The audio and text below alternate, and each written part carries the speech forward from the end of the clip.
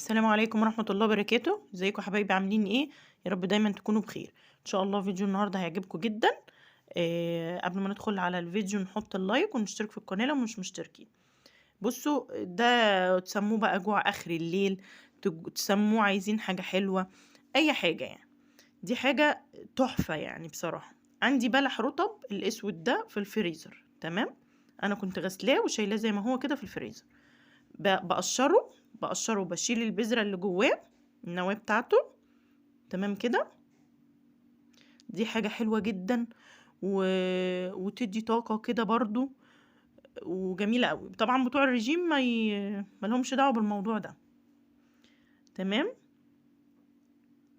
انا بقشره بس وبشيل النواة بتاعته وبحطه في الطاسة، تمام كده اهو. تمام، هو بقى بالشكل ده كده. انا قشرت كمية كده حلوة، حبة حلوين، وهحطه بقى على البوتاجاز، تمام كده، بحتة سمنة بلدي. تمام، احنا اتفقنا ان الدايت ملهمش دعوة بالكلام ده. تمام، انا حطيت حتة سمنة بلدي حلوة كده على الطاسة والبلح فيها. هحطه بقى على النار شوية يسخن، وابتدي اهرسه كده بالراحة بالشوكة.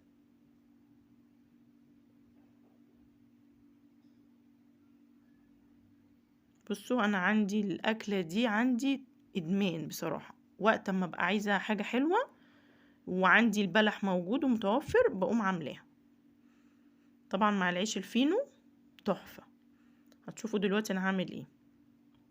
بس متنسيش اللايك، الفيديو ده يستحق اللايك.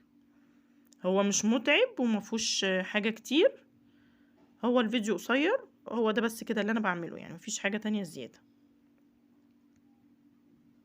تمام كده، هو خلاص اهو سخن عندي وهرسته بالشوكة كويس. هو خلص يعني، مفهوش حاجة. تمام اهو.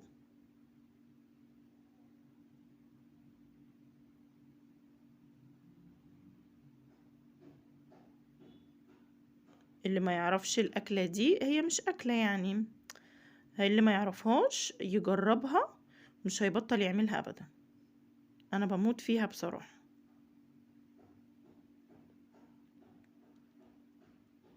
تمام خلاص خلصت. عندي بقى عيش فينو،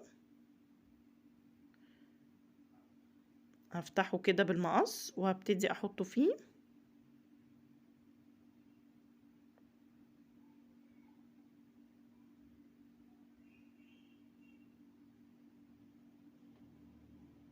بصوا بقى،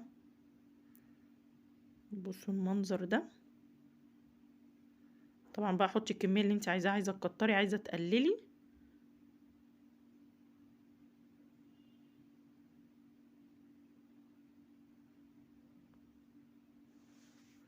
هو ده يا جماعه.